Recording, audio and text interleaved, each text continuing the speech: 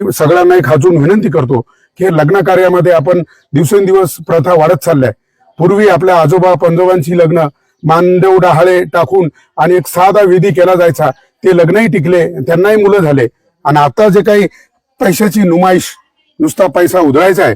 अरे बाबा रे, तुमच्याकडे जर लय पैसा झाला असेल ना, एखाद्या गरीबाच्या मुलाचा शिक्षणाचा खर्च घ्या, एखाद्या गरीबाच्या मुलीचं लग्न करा, तिला संसार घेऊन द्या. आणि तुम्हाला अजूनही जास्त लयच ऊत असेल तर त्या मुला मुलीच्या नावा पैसे एफडी करा. हा, कशासाठी? ह्या पैशाची मस्ती कशासाठी?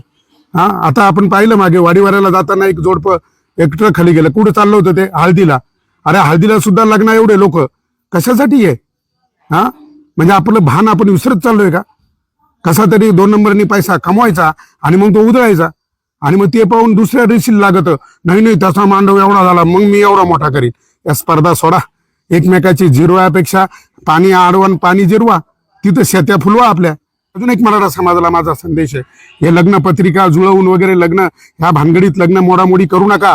अरे प्रत्येक गावात 100-150 पोरं बिगर लग्नाचे या तुमच्या उद्योगामुळं. हा, अरे आपल्या पूर्वजांनी गुण जुळवायला सांगितलंय, आवडी निवडी, उंची, रंग, रूप ते पहा ना जरा. ते दिलं सोडून. शिक्षण पहा, रक्तगट पहा. लयच झालं तर आता त्याचं पूर्ण मेडिकल करा, दोघा मुला मुलीचं दोघा ते दाखवा रिपोर्ट एकमेकाला. हा, महाराष्ट्रातले सगळे लग्न पत्रिका जुळवून झाले, तरी फॅमिली कोर्टात जत्रा भरली फारकती घ्यायला. मग काय आहे? आणि पूर्वी पत्रिका जुळवली नाही, एकमेकाला पाहिलं सुद्धा नाही, तरी लग्न एकदम सुखानं आपल्या आजी आजोबाचे बापांचे संसार झाले. म्हणून या माध्यमातून माझा दिव्य संदेश आहे. म्हणून माझी परत एकदा समाज बांधवांना माझी एक विनंती आहे, बाबा रे, मी आता प्रत्येक गावात सुद्धा सांगतो, ग्रामसभा, ग्रामपंचायतीने आता ग्रामसभा घ्या आणि त्याच्यामध्ये निर्णय घ्या. गावामध्ये डीजे आणू नका. कशाला पाहिजे डीजे? हा, वरात नको. हा, वरातीच्या नावाखाली एक नवीन दर वरातीमध्ये एक पोरला बुजबुज पाजायची, ते दुसऱ्यांदा अड्डल बेवडं. हा, याच्यामध्ये पुढाऱ्यांचा हात राहतो. आपल्या स्वार्थापायी द्या या गावात एक बॉक्स पोरांना, द्या त्या गावात बॉक्स पोरांना, काही नाही बिअर बार उधाऱ्या लावल्या.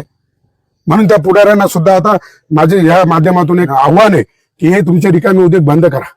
तुमच्या राजकारणासाठी लोकांची लेकरे नासवू नका.